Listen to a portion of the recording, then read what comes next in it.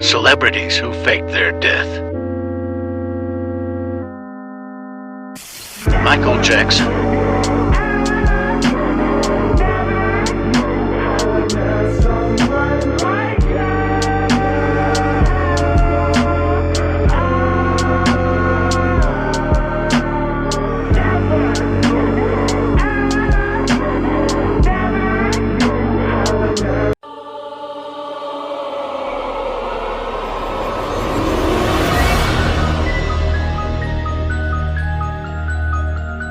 Let's talk about this picture. It centers around Mr. and Mrs. Dubois. They were some of the town of Hackenschill's favorite neighbors, but they had a dark side to them. But first, we're gonna enjoy some pizza. This is like my favorite pizza. It's from Marco's Pizza. Reminds me of Jersey because I'm from Jersey. You see, they were kind to everyone, even invited people who just moved into town for dinners. They would also have the best decorations for holidays as well. Their house would always win the contest for best decorated in the town. People just loved their Christmas lights and their Halloween decorations. In the beginning of October 1876, they started throwing parties for the kids. All the kids from around the town would come, even from outside the town. It was fun. They played games, they ate candy, and everyone just had a good time.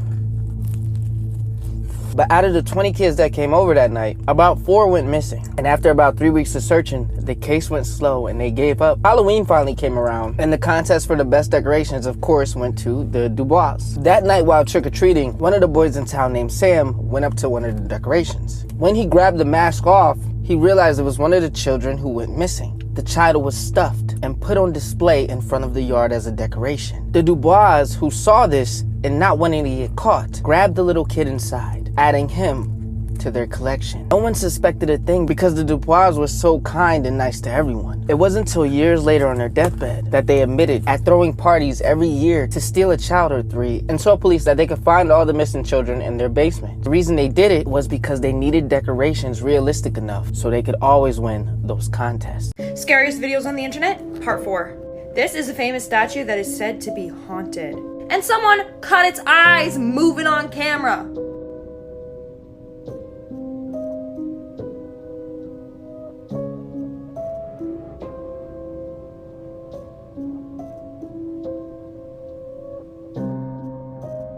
What in the night of the museum is this? Is the SCP Foundation real? There is a conspiracy that a secret organization was created called the SCP Foundation. Its purpose was to study various paranormal and supernatural phenomena that are unexplainable by science. It is said that they operate like the Men in Black and is said to have classified over 6,000 SCP objects, hiding them away from human society. Well, you might think this sounds like something made up, but a man named Bob Lazar has actually come forward saying that he worked at a place called S4, just south of Area 51, where that are essentially the SCP objects are stored objects that can control the weather, new elements and things that are out of this world. Even though he's produced the evidence of these items numerous times, many people still ask the question. Here are my top depressing movies.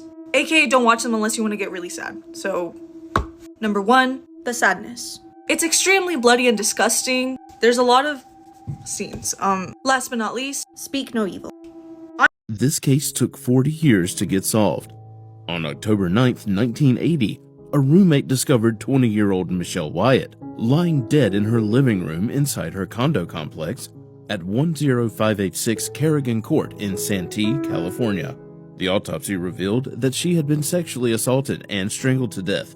Unknown DNA was found on the victim's body, but that was the only evidence investigators could collect. In 2020, using genetic genealogy, the killer was identified as John Patrick Hogan.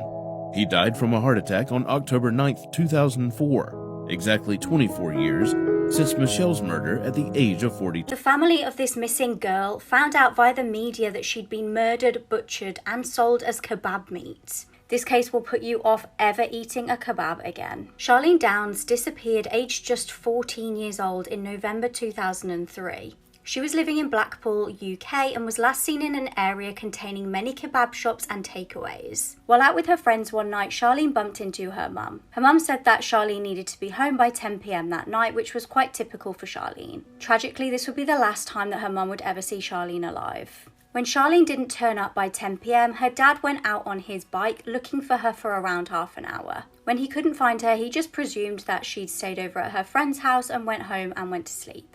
When she still didn't arrive the next morning, her parents started to get worried and they called police. Police, however, said that they could not report this as a missing person until she'd been missing for 48 hours. Eventually, police did start to look for her, but they said that they presumed she was a runaway. The case went cold until 3 years later. Charlene's family were called into a police station. There was news of 2 men who had been arrested, linked with a local takeaway called Funny Boys. They were arrested on suspicion of murder and disposal of Charlene. This is when the family found out some shocking news via the media about what had happened to Charlene. An article published stated that she had been grinded up and sold as kebab meat.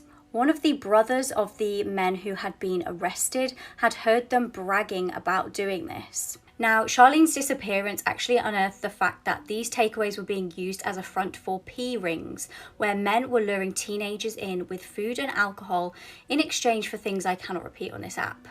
When the case against these 2 men went to trial, the jury failed to reach a verdict. The case was then thrown out of court due to apparent lack of physical evidence. One of the reasons for this is how well Charlene's body had obviously been disposed of. Both men who had been charged were given a £250,000 compensation for being falsely trialed.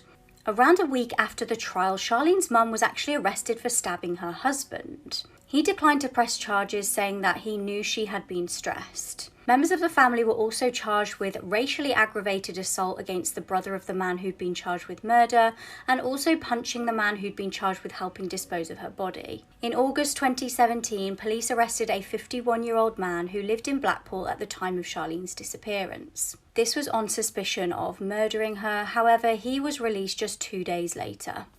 We still have no justice for Charlene and nobody is behind bars for her killing.